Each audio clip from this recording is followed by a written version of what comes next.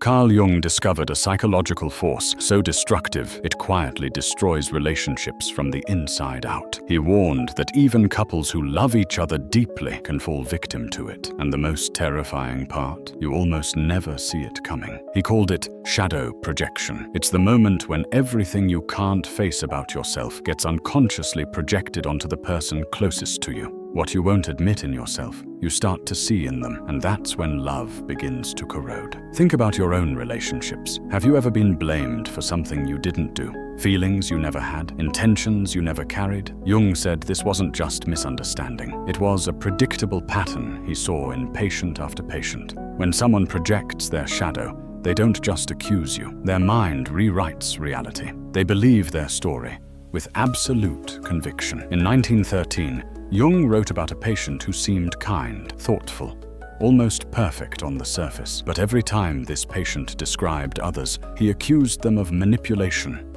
cruelty, and lies. Jung realized with horror that none of these accusations were real. They were the man's own repressed tendencies, pushed outwards and pinned on everyone around him. Within 6 months, this one pattern destroyed his marriage, fractured his family, and left him completely alone. Jung's warning is simple but brutal. Love doesn't collapse because two people stop caring. It collapses because unconscious shadows take over. What you deny in yourself, you will punish in your partner. And if neither of you learns to recognize it, the bond will rot from the inside until there's nothing left but blame. So let me ask you, in your relationships, are you actually seeing the other person, or just seeing your own shadow staring back at you? Jung noticed something terrifying. Projection doesn't start with strangers. It begins with those you love most. Why? Because intimacy pulls your unconscious to the surface. The closer someone gets to you, the more pressure builds on everything you've repressed. Imagine this. A woman falls in love with a man who seems gentle and safe. At first, everything feels right, but slowly, she begins accusing him of coldness, distance, and betrayal. Not because he's guilty, but because she has never faced her own fear of abandonment. Her father left when she was young. That wound never healed. So her unconscious makes sure the story repeats. She projects her unprocessed pain onto her partner, forcing him to play the role of betrayer. Jung wrote that the psyche is ruthless in this way. Whatever you repress, you will live out through projection. He described it bluntly. Everything that irritates us about others can lead us to an understanding of ourselves. But instead of understanding, most people attack the mirror. Here's the danger. Projection doesn't feel like imagination.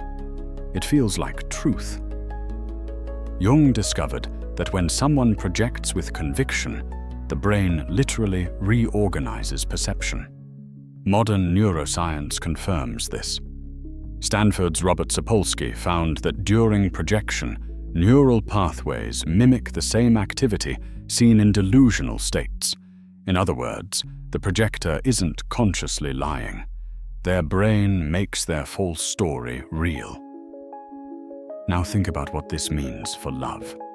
If your partner accuses you of intentions you never had, no amount of explanation will convince them otherwise. Jung saw this over and over. The more the accused defended themselves, the more guilty they appeared. Projection turns love into a courtroom where the verdict is always predetermined. This is why so many relationships collapse, not from betrayal, but from imagined betrayal. Not from lies, but from unconscious lies the mind forces onto the other. And if you've ever felt like you were constantly on trial in a relationship, Jung would tell you, it wasn't about you. It was about the other person's shadow demanding to be seen. Jung's patience taught him something sobering. Projection destroys trust faster than real mistakes. Real mistakes can be forgiven. Shadows can't, because they're invisible to the person who owns them. As long as they stay unconscious, they will always belong to someone else. And this is why Jung called shadow projection one of the most dangerous forces in love. Because it convinces you that you're right, while it slowly kills the very bond you're trying to protect. Jung realized projection isn't contained between two lovers. Once it begins, it spreads. The accusing partner doesn't just convince themselves, they recruit others into their distorted story. Suddenly, friends, family, even children start to see you through the projector's lens. And that's when private conflict becomes collective possession. He described a patient whose marriage collapsed under this exact pattern. At first, the wife accused her husband of coldness, secrecy, and cruelty, traits that had more to do with her unacknowledged resentment than his actual behavior. But she didn't stop there. She began confiding in relatives, concerned about his supposed detachment. Within weeks, her parents and siblings began watching him differently. Every neutral action was interpreted as evidence of her story. Jung called this participation mystique, when unconscious material spreads through a group until everyone starts living inside the same illusion. He warned that in families, this dynamic can scar children most, because children naturally align with the parent who appears most emotional. They absorb the projection without question. What begins as one partner's unconscious shadow becomes a collective agreement that the other partner is the problem. If you've ever felt scapegoated, like no matter what you do, everyone seems to turn against you, Jung would tell you this is the mechanism at work. You aren't crazy. You're being forced to carry someone else's disowned darkness. And here's the most devastating part. Projection always escalates. Jung mapped the stages like a disease. First, subtle accusations. You're distracted. You don't care. Then conviction. No doubt, no room for defense. Next, distortion. Every neutral behavior becomes proof of guilt. After that, recruitment. Others are pulled in as witnesses to the false narrative. Finally, exclusion. The scapegoated person is systematically pushed out of the relationship, sometimes even the entire social circle. Sound familiar? It should. Because Jung said this isn't just a private relationship issue, it's the same psychological mechanism behind witch hunts, political smear campaigns, and even genocides. What begins as one person's shadow becomes a collective possession that destroys whoever it lands on. But let's bring this back to you. Have you ever been in a relationship where your partner made you feel guilty for things you never did? Where defending yourself only made it worse? Jung would say you weren't just in conflict, you were living inside their shadow field. And here's his warning. If you don't recognize it early, projection will spread until it poisons not just your relationship, but every bond around it. Love doesn't stand a chance once the collective agrees you're guilty of sins that were never yours to begin with. So the real question is, how do you protect yourself when the person you love, and everyone around them, starts to believe a lie about who you are? Jung discovered something unsettling.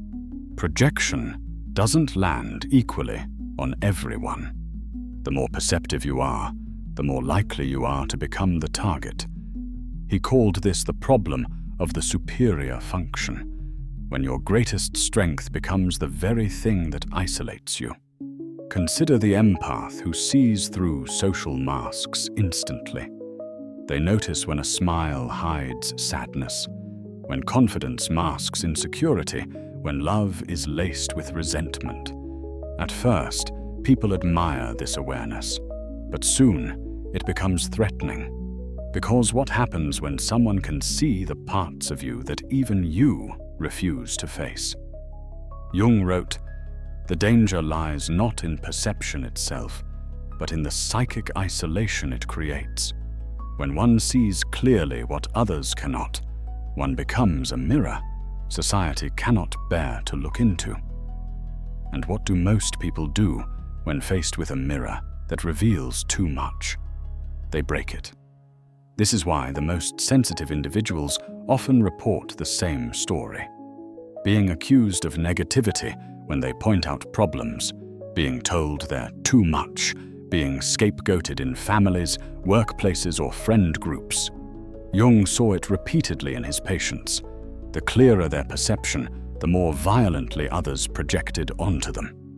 Here's the paradox. The very ability to see reality more clearly becomes the reason you're cast as the problem. Instead of people saying, "You're right, there is pain here," they say, "You're creating the pain." And so the perceptive person becomes isolated, not because they are wrong, but because they are too right. Modern psychology supports Jung's insight.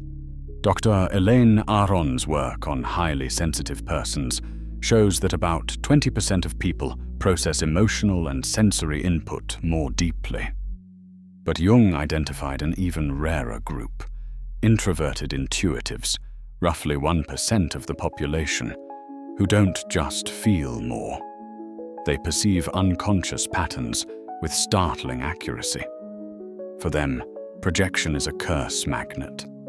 Their very presence pulls out the shadows others want to keep hidden. Think about your own life. Have you noticed that people sometimes treat you as if you're the problem, even when you've done nothing wrong? That's not coincidence. That's projection locking onto you as the carrier of what others won't see in themselves. Jung went so far as to say that society unconsciously selects these perceptive individuals as scapegoats. He called it the scapegoat phenomenon, when the one who sees too much becomes the repository for everything the group cannot acknowledge about itself. Families do this. Workplaces do this. Entire cultures do this. And the individual left carrying everyone else's shadow begins to feel crushed, exhausted, even convinced something must truly be wrong with them. But Jung insisted the truth is the opposite. Your suffering doesn't mean you're defective. It means you're perceptive. And that perception, if not integrated properly, will isolate you until you either collapse under the weight of others' projections or learn how to carry it consciously. The difference between destruction and transformation, Jung said, comes down to one word: integration. Jung's final warning about projection was brutal. If you don't integrate it, it will destroy every relationship you have. But he also offered a way out. He called it individuation, the process of becoming whole by facing the unconscious directly instead of unconsciously dumping it on others. The first step is recognition. Jung said most people never escape projection because they refuse to admit, "This thing I hate in you might actually live in me." That one sentence is the key that unlocks the trap. Instead of asking, "Why is my partner so selfish?" the integrated person asks, "Where do I refuse to admit my own selfishness?" It's not about self-blame. It's about reclaiming what your psyche tried to exile. The second step is shadow work. Jung insisted that love without shadow integration is doomed, because until you own your own darkness, you will keep marrying it, fighting it, and blaming it in someone else. Shadow work doesn't mean celebrating the worst in yourself. It means acknowledging it exists, so it no longer controls you from the dark. Jung wrote, "One does not become enlightened by imagining figures of light, but by making the darkness conscious." The third step is differentiation. In projection, boundaries collapse. You mistake your partner's face for the canvas of your own unconscious. Individuation restores boundaries. You learn to say, "This is mine, that is yours. This pain belongs to me. That reaction belongs to you." Without this discrimination, Jung said, love devolves into fusion, which always collapses into resentment. Finally comes conscious relationship. Once two people recognize their shadows, they can actually love each other not their fantasies. Jung believed that real love isn't about finding someone perfect. It's about finding someone whose shadow you can live with, and who's willing to live with yours.